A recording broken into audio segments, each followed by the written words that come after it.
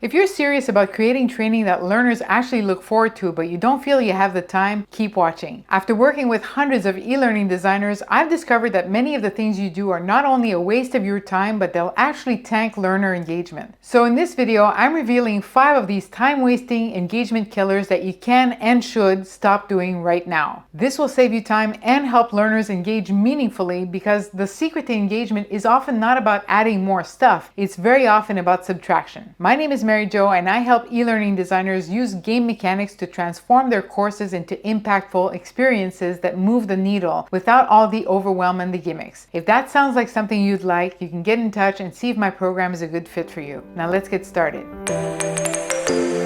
The most common time waster you can stop doing right now is something I see in 90% of courses: explaining what will happen before it happens. I know it sounds silly, but how often do you see things like, you will watch a video about safety protocols, which will introduce you to 5 essential procedures. Then you'll be asked 10 questions, and you need to get 80% correct to pass. Very few people are actually going to read this wall of text. What they're much more likely to do is whatever you do whenever you're visiting a website. You scan for whatever you need, and you ignore everything that's irrelevant to the task.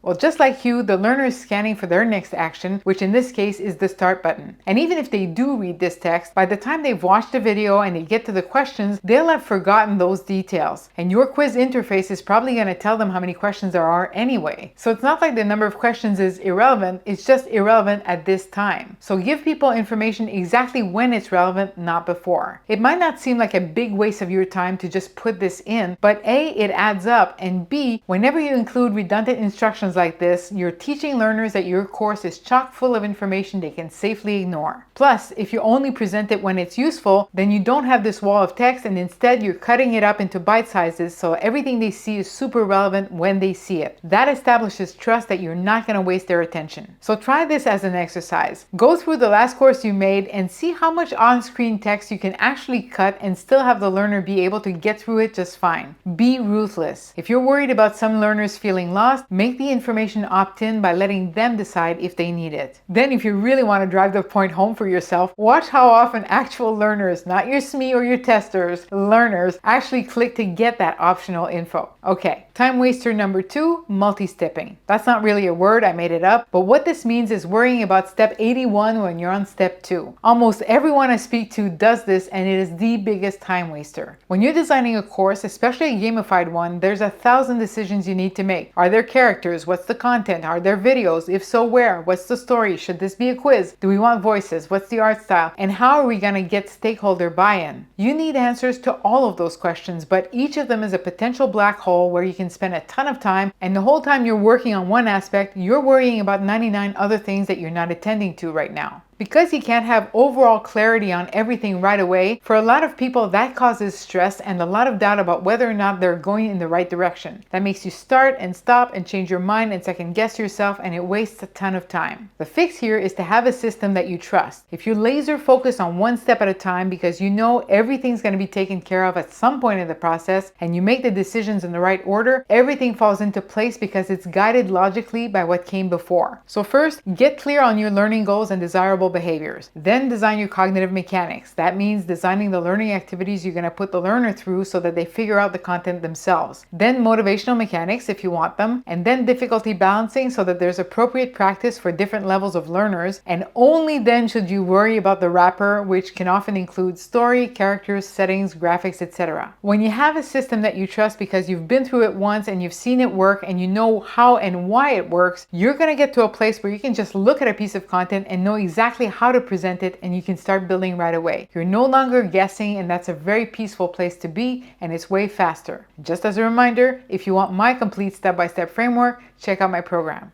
Okay, time waster number 3, character controls. This one's a bit more rare, but when it happens, it's so costly to you and the learner that it absolutely needs to be on this list. A lot of people make training games where you control an avatar on screen. For example, I want to talk to this person, so I can make my character walk to her by using the left, right, down, and up buttons. People do this because it makes the training feel more gamey, but it's a terrible idea because even for professional game designers, it's hard to get character controls to feel smooth and not clunky. Not only can it be super buggy to build, but but even if you do manage to build something smooth, learners end up spending more time and cognitive energy moving the character around than thinking about your actual content. It might be fun for a minute, but when they want to go back to this bookcase to check something out, it's more frustrating than anything. So please, if you want to have an avatar in a virtual environment, use a simple point and click interface. I just click where I want my character to go and there they go. I don't have to bother with navigation. Even better, I'd say don't even have an on-screen character. In this game, I'm in first-person view. If I want to open this cabinet, I just click on it and there it is. Easy peasy. All the engagement, none of the cognitive overload. Now, if what you're teaching is actually how to control something like a remote robot or a telescope, then simulating those controls can be appropriate, but those situations are super rare. Time waster number 4, storytelling. I know I'm going to get yelled at in the comments for this one, but hear me out. Stories are powerful and emotionally engaging, and they can really help us get things fast. But for that reason, a lot of instructional designers think that storytelling is a magical shortcut to engagement, no matter what the story is, no matter how it's told. And the truth is, most of us are not professional screenwriters, and a badly told story can drag and feel like a waste of time. I was going to show you an example of a bad story-based training video, but I'm not going to put you through that. I think you know what I mean. If your training is giving learners problems to solve and it's interactive, then making them have to stop and passively receive a video can really feel like you're interrupting their flow. So I'm not saying don't use storytelling. I'm saying if you use it, learn how to tell a story engagingly. That means concise writing, careful pacing, so that you're really mindful of the learner's time. You do this by approaching it the same way you approach good training. Don't spell everything out for them, but let them piece things together through clues. That's the show don't tell rule. And get into a scene as late as you can and leave as soon as you can. When I was saying earlier that you should check your course for any text that can be removed, the same applies to dialogue. I have a whole video about some of these principles of storytelling for e-learning, and I'll link it below. Time waster number 5, extensive paper designs. I get asked all the time for research and statistics about gamification by people who want to use that data to make the case for gamification to their stakeholders, and here's what I tell them. You're never going to convince a reluctant stakeholder with talk. I don't care how compelling your data is, people really get it in their guts when they can actually see it and click through it. That's how they see how relevant and engaging and effective your training is going to be, and that's when they turn into an advocate for you. And I see this all the time. Once you convert a stakeholder to this kind of training, then it's like they can't live without it. That's why I say minimize the theory, the documents, the presentation, the talk, and focus on getting playable as soon as possible. I just talked recently about why I don't use storyboards, so I'm not going over that again, but another thing to remember is that when you're spending weeks perfecting designs on paper, you're designing for an imaginary learner in an imaginary scenario. You're making 1,000 assumptions and a lot of them will be wrong. So the anxiety you feel when you're trying to imagine every possible interaction in the program and every possible objection outside it, that's your brain telling you that you don't have enough data to make those decisions yet and to defend them, because you don't. And you're not going to get it from more planning. You only get it from putting something in front of real people. So start with a rough prototype as early as possible. Things go so much faster when you can play the thing and feel it instead of trying to imagine and describe it. And when you show stakeholders something they can play, you're going to stop having conversations like, why are you doing it this way and not that way? And instead the conversation is going to be, can you do this for all our training? Almost everyone I speak to feels like they don't have enough time to do things to their liking, but eliminating these time wasters can streamline your process and give you that time back. For example, Roxana in my program was given an impossible deadline to create a compliance course about health and safety. She had no time, so all she did was focus on the core, the cognitive mechanics that would actually help people perform better. No fancy rewards, no complex navigation, no elaborate backstories. The result was that learners said all programs should be like this. It really woke up their interest. She accomplished all that fast because she had no time and because she laser focused on what mattered the most, and that's what ended up getting her more training requests. So if you want to master all the principles behind creating truly effective gamification, check out my program. It's a step-by-step system for building e-learning that learners love and that actually delivers results in the most efficient way possible. Thank you so much for watching, and I'll see you next time.